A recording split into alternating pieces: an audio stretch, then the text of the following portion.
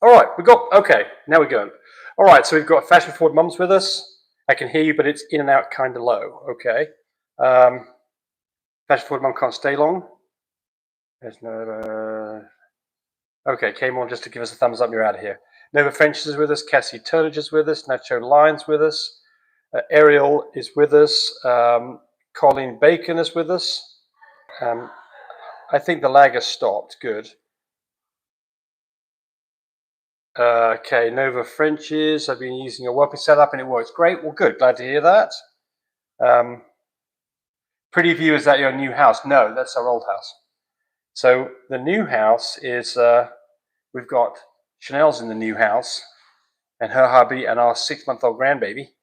And we're doing some remodeling, getting ready to move into it. Cynthia Gale's with us. Sarah's with us. Desiree Grubb's with us. I don't recognize that name, so good to have you with us, Desiree. Rhonda Lee's with us. Good. Stacey Willis, Cougar Mountain French Bulldogs. She's back this week. Good to have you back. Coastal Breeze Frenches. John Mallow. John Mallow, I think, has Frenchies right now. Good for you, John. All right. So let's have a look here.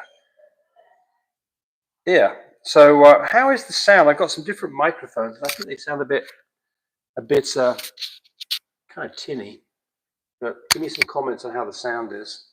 When I played back a video that I did, I wasn't too impressed with it.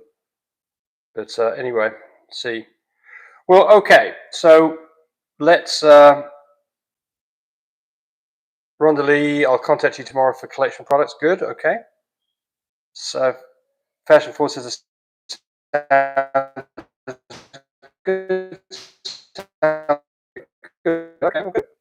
Leon Lisa, greetings from Washington State. Okay, so first off, if you haven't given us a thumbs up, we like thumbs up. So, maybe a little unfair to ask you for thumbs up for people who've never seen us before. And ask for a thumbs up in the first minute. It's a little bit presumptuous, isn't it? But, if you're getting into this for the first time with us and you think that there's some good information you're getting, then give us a thumbs up. And by the way, it's free. So if it's crap, anytime you want to, you can just scroll off and go look something more interesting on YouTube. So I don't think that our show is the most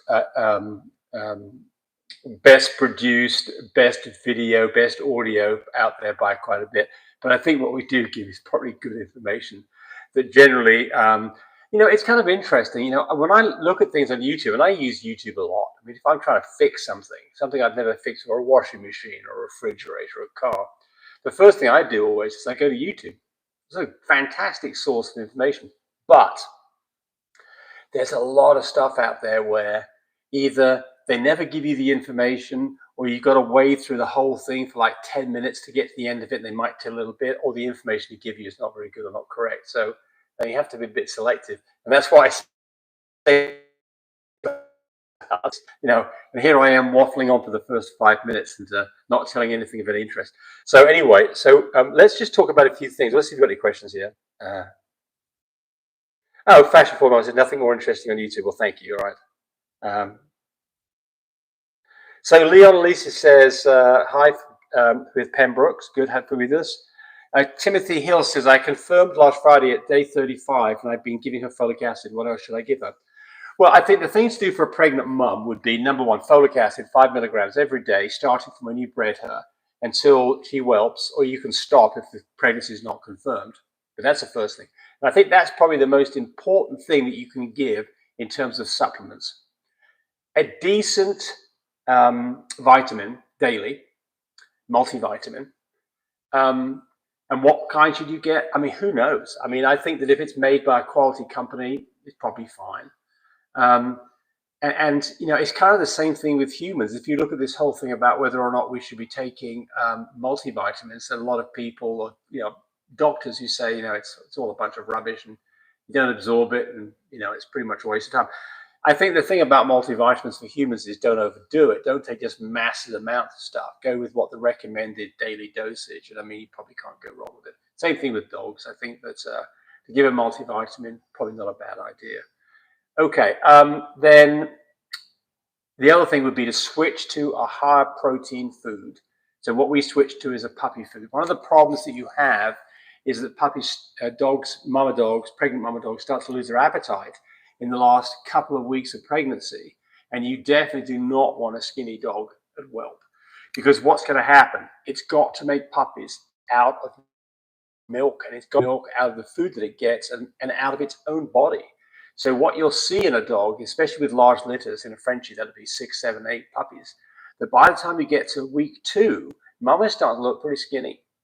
And that's a sign that you need to get more calories on board. And the problem gets to be is getting it to eat those calories. So I like a dog that's a little bit fatter than normal going into that last week of pregnancy. So then what's the other thing? Is exercise. I think that exercise is a good thing. It's always good for all of us, right? And I mean, none of us get enough of it. The great thing is that your dogs love exercise, so they want to do that for the most part. Take them out, have them on a leash. You don't want to get attacked by another dog. Dogs who are pregnant, though their hormones have changed, they can get aggressive towards other dogs or get upset by other dogs. So on a leash, and then no jumping up and down from furniture beds, because you don't want to dislodge a puppy's placenta and lose a puppy or start a whole early whelp, because 30 minutes if he gets rated. The signs of that would be a large green discharge.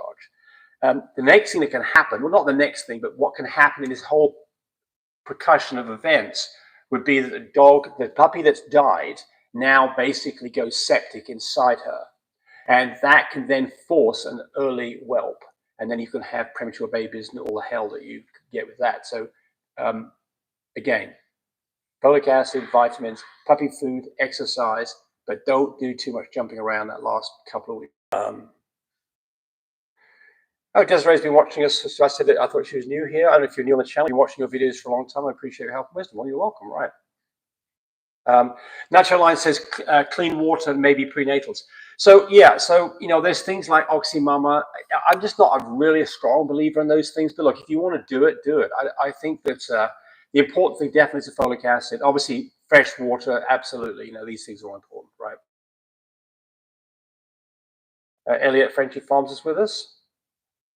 Natural Lines, day 41 here, 20 more to go. She's looking like a loaded potato. That's a big litter, right? Yep. So that's another thing people ask a lot is, when do I know that my dog is pregnant, from visual signs, right? What are the visual signs that a dog is pregnant? So in a dog that's never had puppies before, you'll see that her nipples are close to her chest. They're almost flat, but they will start growing and protruding as time goes on. And that might be as soon as 2 weeks after AI, and certainly by 4 or 5 weeks, you're going to see these nipples getting bigger. And that is a good sign. Dog's pregnant. The actual swelling of the belly and seeing their tummy increase, you may not see that until you're 5, 6 weeks into this, even longer than that. In fact, just a singleton puppy, you may not even know the dog is pregnant. But with Nacho Line, seeing an obvious visual, nicely fat dog at day 41, we've got a good litter coming on here.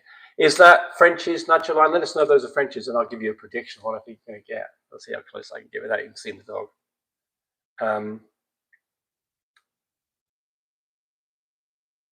Leona Lee says, I offer nursing mums whole milk with raw egg, Cairo, to keep up the calories. Great, yeah. I mean, so this is the other battle, isn't it? The other battle is not only are they not getting enough calories, but they're losing their appetite, and they're rejecting their regular kibble. It's just not that interesting to them.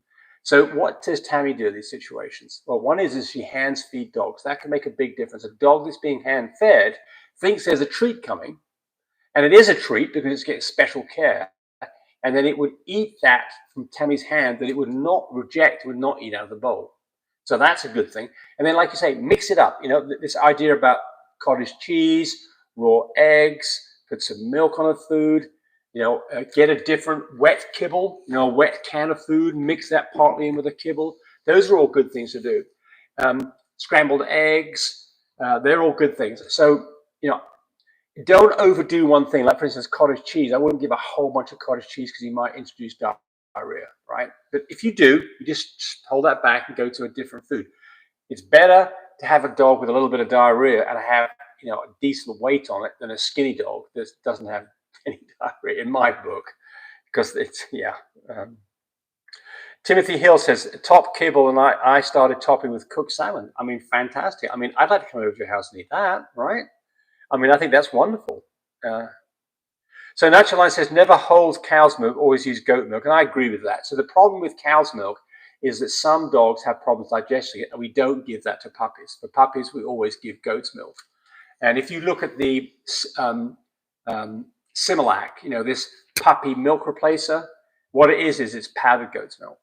That's what it is. It may have some other stuff in it as well, a little bit, but it's primarily powdered goat's milk. So it's more digestible. I think that's true for humans too. I don't know about humans who are lactic intolerance. How do you say that? Lactic intolerance. I don't know if they have the same problem if they eat goat's milk. I'm going to guess that it's probably a lot better and easier for a human as well. Yes. A Nacho Line's dog who's nice appearance is an American Bully. Okay, so I'm not around bullies, so I don't know typically how you see bullies and what size litters they have.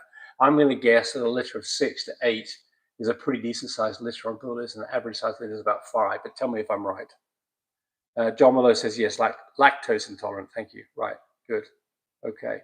So I've had a few questions this week about some diseases, viruses. I thought I'd talk about them a little bit before we get some more questions coming up. So I want to talk about Bordetella, Parvo, distemper, canine herpes virus, and what the signs are, what the treatments are, and what the outcome is. So the first one, Bordetella, which is also called kennel cough. All right, I'm going to restart the feed for those of you who can hear me.